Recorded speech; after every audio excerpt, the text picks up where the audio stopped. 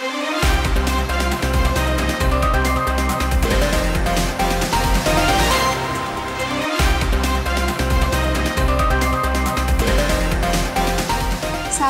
Union জাতীয়তাবাদী স্বেচ্ছাসেবক দলের সাধারণ সম্পাদক প্রার্থী রাজপথের লড়াকু সৈনিক কারা নির্যাতিত নেতা মোহাম্মদ শান্ত প্রধান।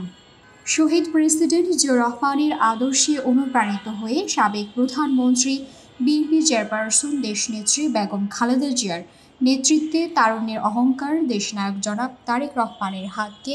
শক্তিশালী করার লক্ষ্যে নারায়ণগঞ্জ-৩ আসনে আগামী জাতীয় সংসদ নির্বাচনে বিএনপির সম্ভাব্য মনোনীত প্রার্থী জাতীয়তাবাদী স্বেচ্ছাসেবক দল কেন্দ্রীয় কমিটির সাবেক সহ সভাপতি কেন্দ্রীয় বিএনপি নেতা অধ্যাপক ওয়াহিদ ইমতিয়াজ বকুলের সহযোগিতায় নারায়ণগঞ্জ জেলা স্বেচ্ছাসেবক দলের সদস্য সচিব ও সোনারগাঁও উপজেলা স্বেচ্ছাসেবক দলের আহ্বায়ক মোহাম্মদ সালাউদ্দিন সালুর নেতৃত্বে নারায়ণগঞ্জ জেলা জাতীয়তাবাদী স্বেচ্ছাসেবক দলের আহ্বায়ক কমিটির সাবেক অন্যতম সদস্য মোহাম্মদ শান্ত প্রধান আসছে সাদিপুর ইউনিয়ন জাতীয়তাবাদী স্বেচ্ছাসেবক দলের কাউন্সিলের সাধারণ সম্পাদক পদে প্রতিদ্বন্দ্বিতা করবেন বলে জানিয়েছেন। সোনারগাঁও উপজেলার সাদিপুর ইউনিয়নে খোঁজ খবর নিয়ে জানা যায়, বিএনপি রাজনীতি করতে গিয়ে স্বৈরাচার শেখ হাসিনার সরকারের দেওয়া মিথ্যা মামলায় জেলখানায় ছিলেন স্বেচ্ছাসেবক দল নেতা মোহাম্মদ শান্ত প্রধান। সূত্রে জানা যায়, ফ্যাসিস্ট আওয়ামী লীগ পতন